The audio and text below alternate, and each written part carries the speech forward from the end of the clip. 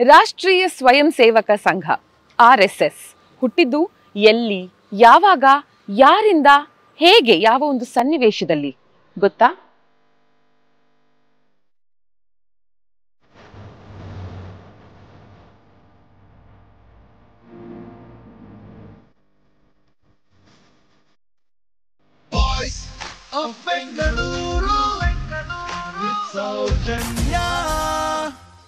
ಆಜಾದಿ ಕಾ ಅಮೃತ ಮಹೋತ್ಸವ ಅಂತ 75ನೇ ವರ್ಷದ ಸ್ವಾತಂತ್ರ್ಯೋತ್ಸವದ ಆಚರಣೆಯಲ್ಲಿ ನಾವಿದ್ದೀವಿ. ಸ್ವಾತಂತ್ರ್ಯಕ್ಕೂ ಪೂರ್ವದಲ್ಲಿ ಹುಟ್ಟಿದ್ದು RSS ಗೊತ್ತಾ? ಸೆಪ್ಟೆಂಬರ್ 27, 1925 ಆ ದಿನ ವಿಜಯದಶಮಿ. ಆದರೆ ಯಾವ ಸನ್ನಿವೇಶದಲ್ಲಿ ಹುಟ್ಟಿದ್ದು, ಯಾರಿಂದ ತಿಳ್ಕೊಳ್ಳೋಣ. ಕೇಶವ ಬಲಿರಾಮ್ ಹೆಡ್ಗೇವಾರ್ 1889ನೇ ಇಸವಿಯಲ್ಲಿ ಜನನ. ಬಾಲಕ ಹೆಡ್ಗೇವಾರ್ 13 ವರ್ಷ ವಯಸ್ಸಿನವನಾಗಿದ್ದಾಗ ತಂದೆ ತಾಯಿಯನ್ನ ಕಳ್ಕೊತಾನೆ. ಇಂಥ ಸಮಯದಲ್ಲಿ ಬಾಲಕ ಹೆಡ್ಗೇವಾರ್ಗೆ ಸಹಾಯಕ್ಕೆ ನಿಂತಿದ್ದು ಬಾಲಕೃಷ್ಣ ಶಿವರಾಮ ಮೋಂಜೆ. ಇನ್ನು ಬಾಲಕ ಹೆಡ್ಗೇವಾರ್ ಬಾಲಗಂಗಾಧರ್ ತಿಲಕ್ ರವರಿಂದ ಬಹಳ ಪ್ರೇರೇಪಿತನಾಗಿರ್ತಾನೆ, ಅವರ ಸಿದ್ಧಾಂತಗಳಿಂದ. ಒಮ್ಮೆ ಬಾಲಕ ಹೆಡ್ಗೇವಾರ್ನ ತರಗತಿಗೆ ಇನ್ಸ್ಪೆಕ್ಷನ್ಗೆ ಅಂತ ಬಂದಿದ್ದಾಗ ತನ್ನೊಂದಿಗಿದ್ದಂತ ಹುಡುಗರೆಲ್ಲರನ್ನ ಸೇರಿಸಿ ಒಂದೇ ಮಾತರಂ ಅಂತ ಕೂಗ್ಸಿದ್ದಕ್ಕೆ ಸಸ್ಪೆಂಡ್ ಕೂಡ ಮಾಡಲಾಗಿತ್ತು ಎಲ್ಲ ಮಕ್ಕಳನ್ನ.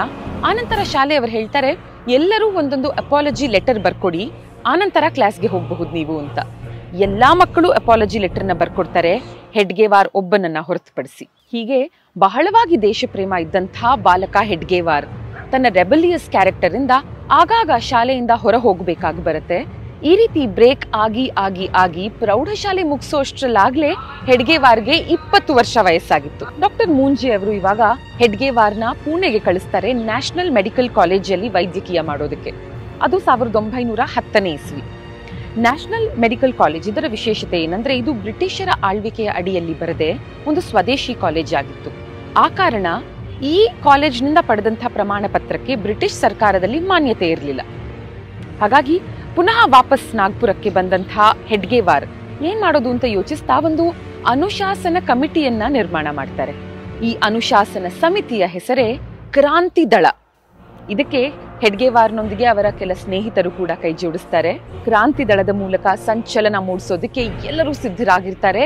ಒಂದು ಅವಕಾಶ ಕೂಡ ಸಿಕ್ಕೇ ಬಿಡುತ್ತೆ, ಅದುವೇ ಮೊದಲನೇ ವಿಶ್ವ ಮಹಾಯುದ್ಧ.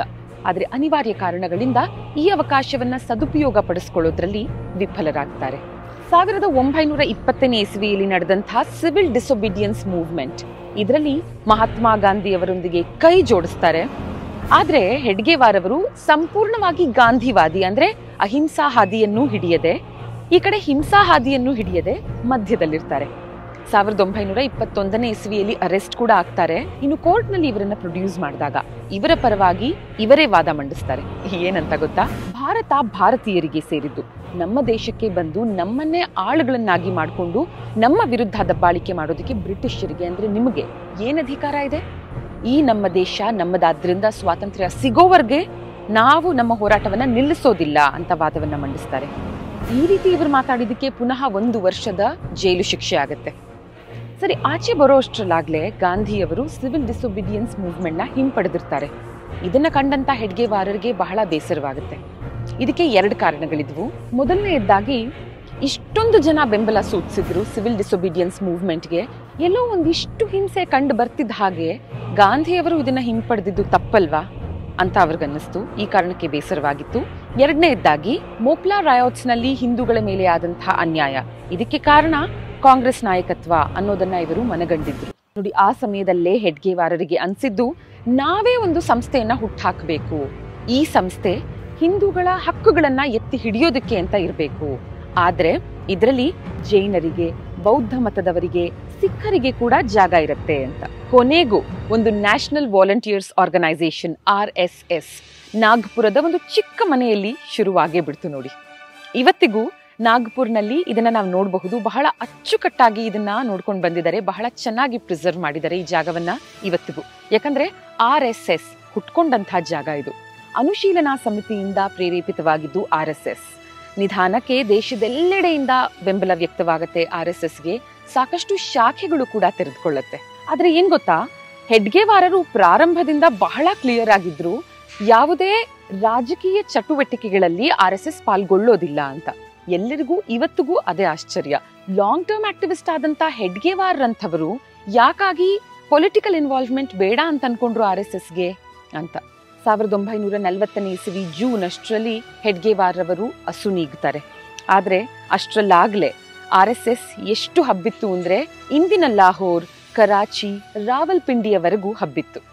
21ನೇ ಶತಮಾನದ ಭಾರತೀಯ ಜನಜೀವನದಲ್ಲಿ ಒಂದು ಕ್ರಾಂತಿಯ ಆಂದೋಲನವನ್ನೇ ಇದು ಹುಟ್ಟಾಕಬಹುದು, ಸೃಷ್ಟಿಸಬಹುದು ಅಂತ ಯಾರು ತಾನೇ ಅನ್ಕೊಂಡಿದ್ರು? ಯಾಕಂದ್ರೆ ಆ ಕಾಲಕ್ಕೆ 1940ನೇ ಕಥೆ ನಾನು ನಿಮ್ಗೆ ಹೇಳ್ತಾ ಇರೋದು. ಆ ಕಾಲಕ್ಕಾಗಲೇ RSSನಲ್ಲಿ 60,000ಕ್ಕೂ ಹೆಚ್ಚು ಸದಸ್ಯರಿದ್ರು. ಪಾಕಿಸ್ತಾನ್ನ ಮಾಜಿ ಮುಖ್ಯಮಂತ್ರಿ ಇಮ್ರಾನ್ ಖಾನ್ ಕೂಡ RSSನ ಬಗ್ಗೆ ಉಲ್ಲೇಖ ಮಾಡಿದ್ದು ಗೊತ್ತಾ ನಿಮ್ಗೆ? भारत से तो हम कह सकते हैं कि हम कितनी देर की इंतज़ार कर रहे हैं कि हम सिविलाइज्ड हमसाये बन के रहें, लेकिन करें क्या, एक RSS की आइडियोलॉजी रास्ते में आ गई है. ಇನ್ನು ನಮ್ಮೆಲ್ಲರ ನೆಚ್ಚಿನ ಸನ್ಮಾನ್ಯ ಪ್ರಧಾನಮಂತ್ರಿಗಳಾದ ನರೇಂದ್ರ ಮೋದಿ ಅವರು ಕೂಡ RSS ಹಿನ್ನೆಲೆಯಿಂದಲೇ ಬಂದವರು. ಅಷ್ಟು ಮಾತ್ರ ಅಲ್ಲ, ನಮ್ಮ ದೇಶದ ಸಾಕಷ್ಟು ದಿಗ್ಗಜ ನಾಯಕರು RSS ಮೂಲದವರೇ. ಕೆಲ ಹೆಸರುಗಳು ಹೀಗಿವೆ: ಅಟಲ್ ಬಿಹಾರಿ ವಾಜಪೇಯಿ ಅವರು, ಬಿಜೆಪಿಯ ಭೀಷ್ಮ ಅಂತಲೇ ಕರೆಸಿಕೊಳ್ಳೋ LK ಅದ್ವಾನಿಯವರು, ಹಿರಿಯ ನಾಯಕರಾದ ಮುರಳಿ ಮನೋಹರ್ ಜೋಶಿ ಅವರು, ಅಮಿತ್ ಶಾ, ರಾಜನಾಥ್ ಸಿಂಗ್ ಹಾಗೂ ಮಾಜಿ ರಾಷ್ಟ್ರಪತಿಗಳಾದ ರಾಮನಾಥ್ ಕೋವಿಂದ್ ರವರು. ಇವರೆಲ್ಲರೂ RSSನ ಹಿನ್ನೆಲೆಯವರೇ. Voice of Bengaluru, with Saujanya.